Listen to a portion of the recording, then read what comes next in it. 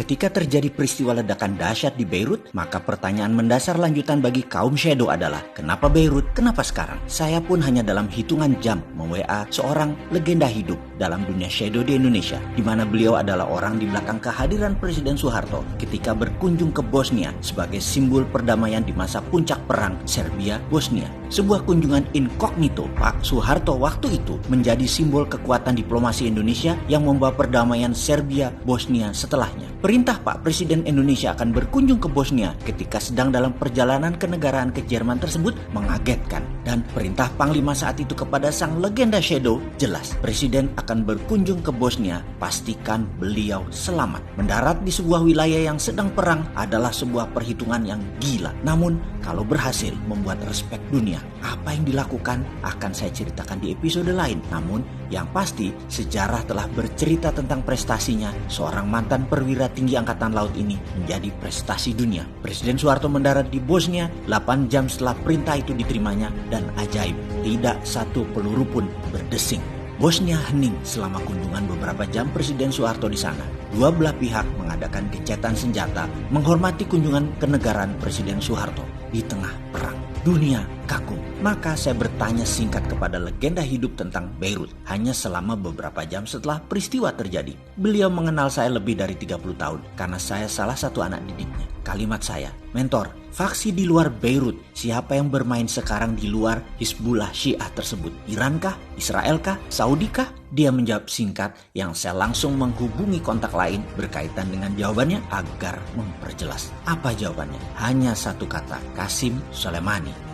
Ini menarik. Dalam pikiran saya langsung menyambungkan dua temuan cadangan amonium nitrat cukup besar di Eropa dalam tahun 2020 ini dan akhir tahun 2019 kemarin. Di selatan Jerman dan di paket es di Inggris. Total jumlahnya ratusan kilogram. Operasi ini mendapatkan data bahwa Iran yang terus menyerang Amerika telah mengatur akan sebuah operasi serangan ke Eropa dan Amerika untuk membalas dendam kematian atas serangan Amerika ke pemimpin Garda Republik Iran, Qasim Soleimani. Di sisi balik, Mossad yang melakukan counter intelijen tersebut sebagai dukungan terhadap Amerika, terutama Trump yang mendukung ibu kota Israel menjadi Yerusalem dengan memindahkan kantor duta besarnya ke Yerusalem, tidak di Tel Aviv lagi. Dibuat seolah-olah kecelakaan kecil, terbakar. Lalu meledaklah 2,7 ton gudang amonium nitrat. Rakyat sipil Beirut jadi korban.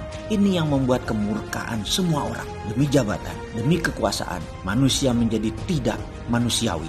Amerika pivotnya ke Cina saat ini. Maka Timur Tengah dikawal Inggris dan Israel sekarang. Karena itu M15 Amerika dan Mossad diperkirakan yang mengatur orkestra ini semua. Ini bukan kecelakaan, ini dibuat seperti kecelakaan demi survival of the nation. Mereka melakukan hal ini dan sekali lagi kita mengingatkan, survival of the nation can be other nation threat. Strategi bertahan hidupnya sebuah negara bisa menjadi ancaman negara lain. Ngomong-ngomong tentang survival of the nation, yang saat ini di Indonesia pejabatnya melihat hanya dari sisi ekonomi yang minus dan tidak bisa kelola perang dua raksasa Tiongkok Amerika sejak 3 tahun terakhir yang mengakibatkan minusnya pertumbuhan ekonomi di tahun 2020 ini. Jujur, ini bukan karena COVID, ini lebih dari salah kelola ekonomi negara dan salah pendekatan kebijakan luar negerinya. Baik perdagangan luar negeri, juga hubungan diplomasi luar negerinya. Mengapa bukan karena COVID? Karena sejak 2018-2019 kita sudah bicara melalui berbagai media sosial. Tahun 2020 resesi, tahun 2021 resesi.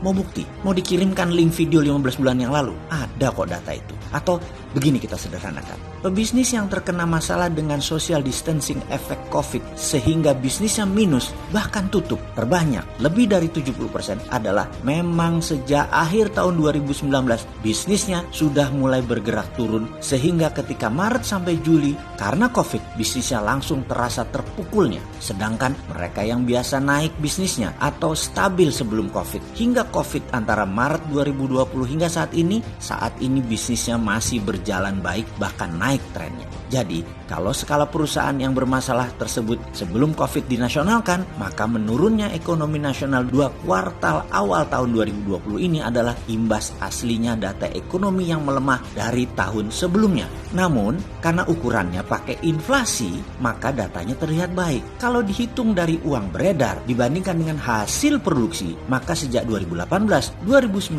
hampir tidak tumbuh alias bergerak turun yang mengakibatkan turun terus hingga saat ini. Makanya kalau belajar ekonomi jangan separuh-separuh. Dibilang inflasi rendah itu bagus, ya belum tentu. Lihat inflasi rendah namun uang nggak ada beredar, ditahan-tahan, diikat, dibatasi, ya terang aja inflasinya kecil. Kalau jagoan kelola ekonomi itu uang beredarnya banyak tetapi inflasinya nol, itu baru jagoan. Jadi kita harus bantu solusinya buat negara. Dipakai nggak dipakai itu bukan urusan kita. Jadi kapan kita sarungan, jagongan, ngopi-ngopi kita ini Pak? Sekedar mengingatkan, mungkin tim kabinet saat ini minum kopinya kurang pahit, mainnya kurang jauh, gaulnya kurang banyak.